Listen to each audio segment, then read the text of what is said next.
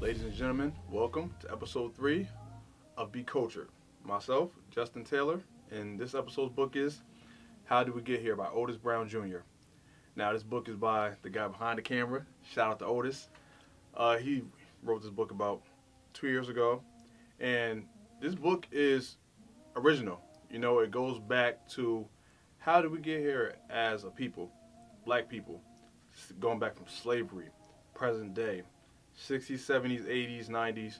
He touches a lot of bases as far as social injustice, music, community leaders, what do the people in the limelight do that are of this skin color, how do we make ourselves better. So I chose this book because, one, it needs to be seen that this book is awesome. I've read it more than once. You pick up this book, you can get it at Barnes & Nobles, Amazon. It's a very good read. So we're going to get into this and hope you guys enjoy this episode. With Chapter 1, A Look Out My Window. In 2010, over 90% of black males' homicide was due to our own race. Not cool at all. So he's going to, as a people, look out your window. Why are we killing each other? Also stated, why, when that happens, we just sweep it underneath the rug. But yet, when it's a white cop killing a black man, it's all over the news, then we want to protest. It's like that we don't respect ourselves. We don't respect our neighbor of our own skin color. It's terrible. So that first chapter, he touches a lot of base on that one. Because, we make these big scenes on, oh, the white man's killing us, but we kill ourselves every single day. And we kind of just shrug it off like, oh, it happened, which is terrible. And also, he in this chapter, he gets at why do our children aspire to be rappers and athletes, which isn't bad. Musicians are great, but music isn't the same music anymore. You need to have a foundation because nothing's guaranteed. You don't want to be 35 years old still trying to make a career of it all. Why don't our children want to be lawyers and doctors? Is it not because it's not perceived as being cool? Because there's nothing wrong with having a salary and a good pay. In this chapter, he touches, we've come a long way with having better careers, better jobs. You have some people that are in the upper class that are black folk. But you think about it, how many people do you know in the upper class that act a little snooty, a little bougie towards the black people that are beneath them? And you think about where we came from, that's not right at all. Because we still all look the same when we look in the mirror. But sometimes money, even though he doesn't reach this in the book, but I can read between lines, sometimes money, builds this ugly characteristic in you of greed. And, you feel like you're of royalty to the next person above you because your pay rate. And unfortunately, when people get shot, there's no dollar sign on you. Started with the Negro spirituals, like Wade in the Water. That was a struggle, trying to get away from slave masters. Our slaves, our ancestors going through water so the dogs don't pick up their scent. Okay? So that's where music really originated from. No instruments, straight a cappella. Why do you think black people are so gifted at just busting out melodies and singing?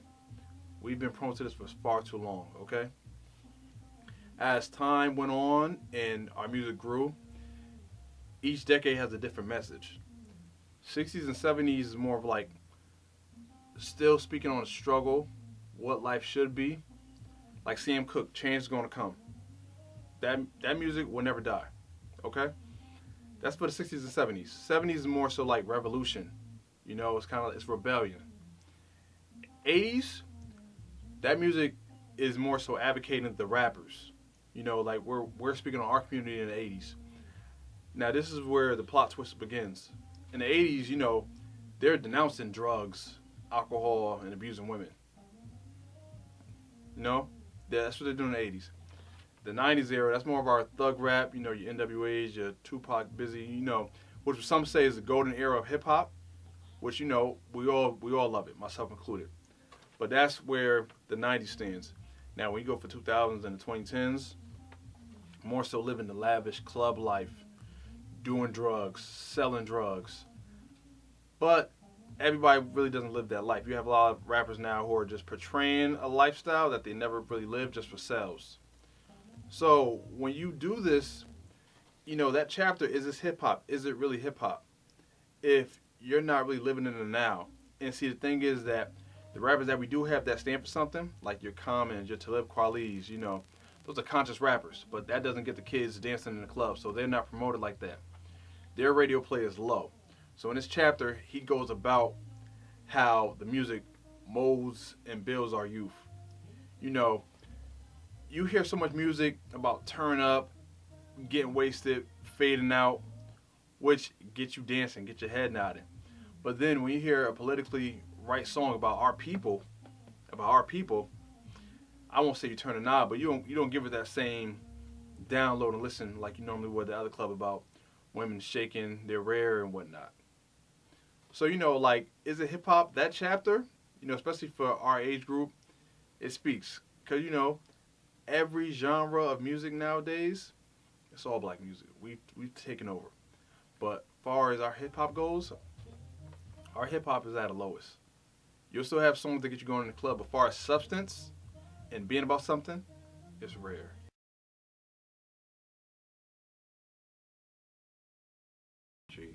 And during Black History Month, they gave us two things. They gave us the slavery period, which are people like your Harriet Tubmans, and then they gave us the civil rights movement. You have your Martin Luther King's, Rosa Parks, those type of people.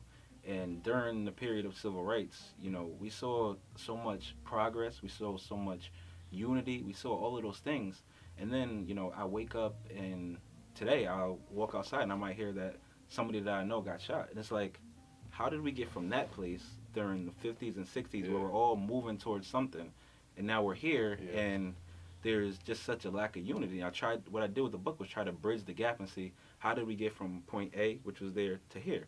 And not only in terms of unity, but in terms of things like music. Music at one point had a cause. It's still something. Yeah, and now you rarely hear any music with any substance. Of course, you got certain rappers, you got your Commons, you got your J. Cole's, people like that. But the most of the music is, turn up. And I try to figure out, how did we get to that place? How did we get to a place where we're no longer aspiring to be, lawyers and doctors, those types of things, but everybody wants to go to the NBA. Everybody wants to be a rapper.